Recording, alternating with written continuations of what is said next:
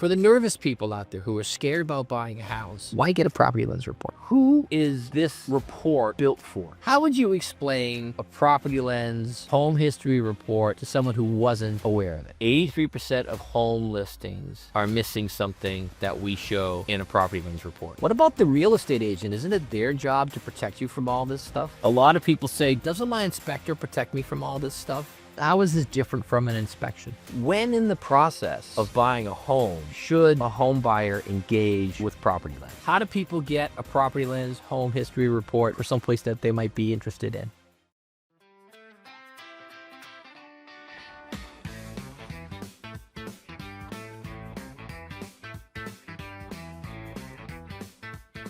Ladies and gentlemen, boys and girls, ships at sea, it is time for another episode of Property of the Week from PropertyLens. As always, I'm Bob Frady, co-founder and CEO of PropertyLens. And with me, John Siemen, president and co-founder of PropertyLens. So John, I wanted to try things a little differently this week. I wanted to walk through, what we are, all that good stuff, to somebody who may not be familiar with who we are and what we do. So I'm going to ask you some questions. Give me your unsolicited and unfiltered feedback. In a nutshell, John, here's question number one. How would you explain a PropertyLens home history report to someone who wasn't aware of it? It's a Carfax for houses. Property of Carfax, USA. What do you mean by that? What are you doing that I can't just get sort of for free on the interwebs? Well, if you're really, really smart, you probably could get some of this for free, but not all of it, or you'd spend the rest of your life trying to accumulate it. So, if your time is worth anything, and it probably is if you're buying a house, you don't know what you don't know until you actually know it. And so getting the history report tells you how many owners it's had. Have they been there for a while? Is it a flip? What hazards is it subject to? How good is the roof? How old are the systems in it? Has it had any permits pulled? If there's a size discrepancy between the MLS and the county assessor, why is that? So a lot of things that people don't think of. Is it insurable? How much should I insure it for? Is it worth more than the price or to rebuild it or vice versa? So people don't know. Most of us are not expert home buyers. We don't buy tens of these things or 20 of these things in a year like a professional buyer. We're amateurs. Nobody likes to admit that, but we're all amateurs. And if you're an amateur and you're going up to the pro leagues, buying that house, making the most expensive purchase you will probably ever make, don't you want to know a little bit about it? Who is this report built for? Initially, you would think this is a buyer's report. And it is. There's no question, because Is it anybody who's buying a home? First-time home buyers, last-time home buyers, investors? Like, if all you're the buying people. a house, I don't care if you've done it 20 times before or never before. You need the information that a PropertyLens report provides. If you look at the typical home buying transaction, the seller knows what they're selling. They've been there. They own it. They know the hidden problems. They know things that they haven't taken care of.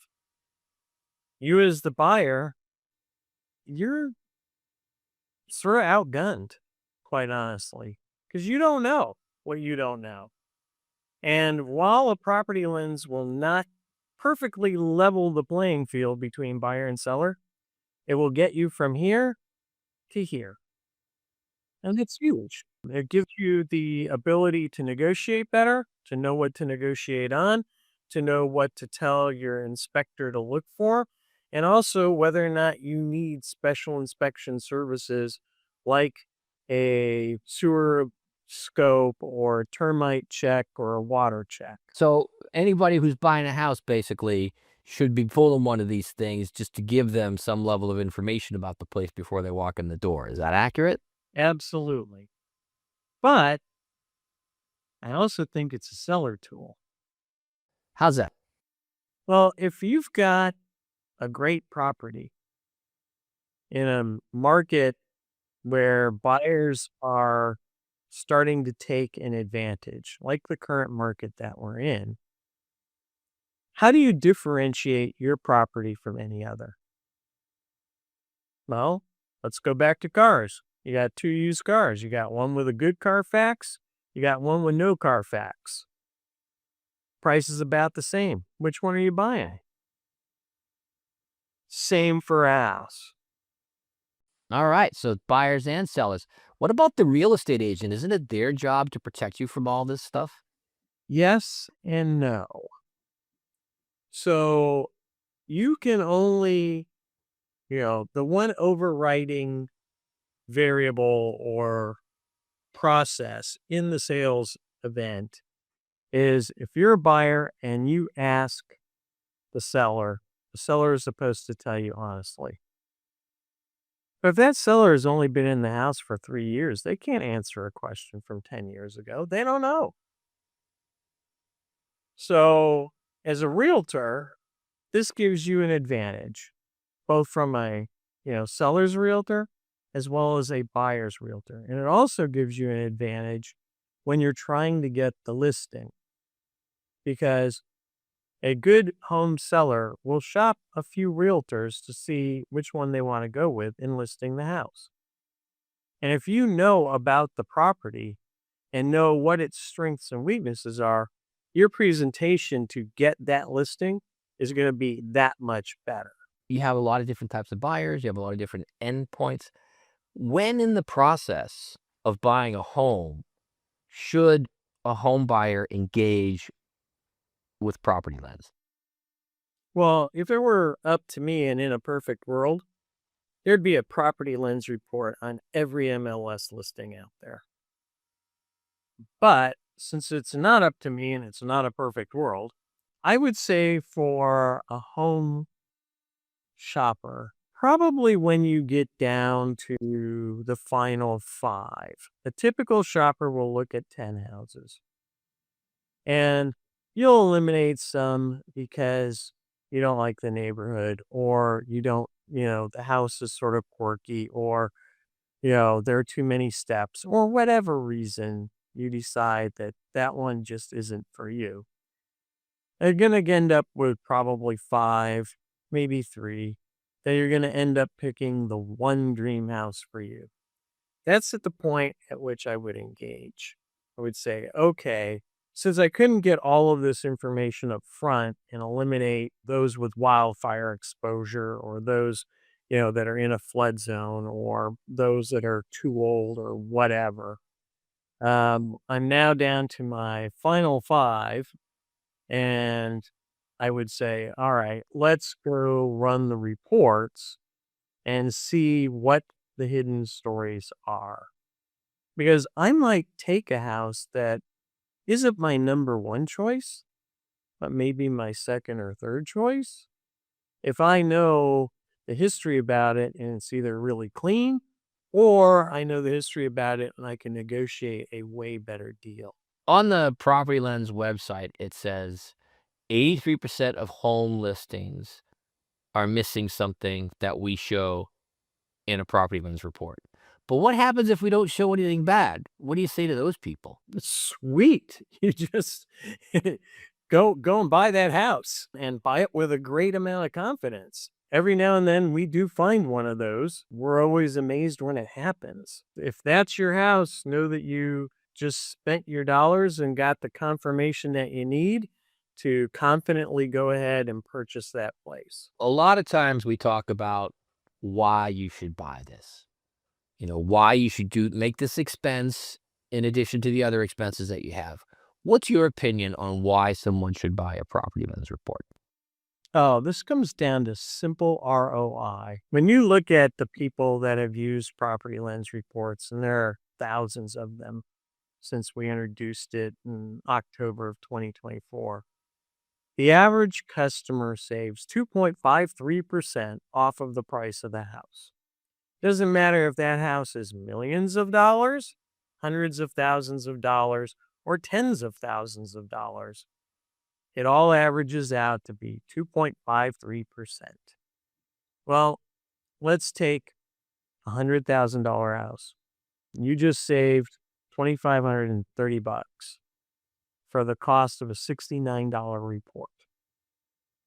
Where else in your investment history are you going to have a 40x return? I'm betting it's close to nowhere. So, where else can you get that kind of return? This is a simple ROI process. What about people who might not be interested in just the ROI? What kind of benefits, for the nervous nails are there with the Property Lens Report? Oh, those are plenty. So, And no disrespect to anyone named now, whether you're male or female. right, you know, and whether or not you're nervous. Let's cover all bases. Oh, nervous. You can be a nervous Ned. You can be a nervous Nell. You can be a nervous Joe, a nervous Judy. For the nervous people out there who are scared about buying a house, why get a Property Lens Report? Oh, well, first of all, if you're going to be scared, at least know what to be scared about. If you're going to be scared, and you should be, it's a big investment. It's one of those things where you're going to lose some sleep. So let's lose less sleep. Let's know what we're getting ourselves into. Let's know what the area is about. Let's know what, my insurance issues are going to be. For example, this house, I knew when I bought the land that, hey, I'm in a wildfire zone. Okay, I'm in Southern California on a hillside.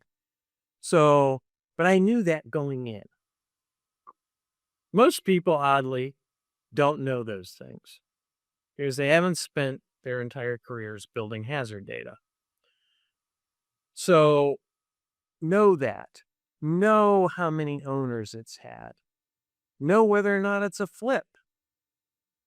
Flips can be great sometimes. Somebody comes in, they do all the rehab work, and they get it all permitted.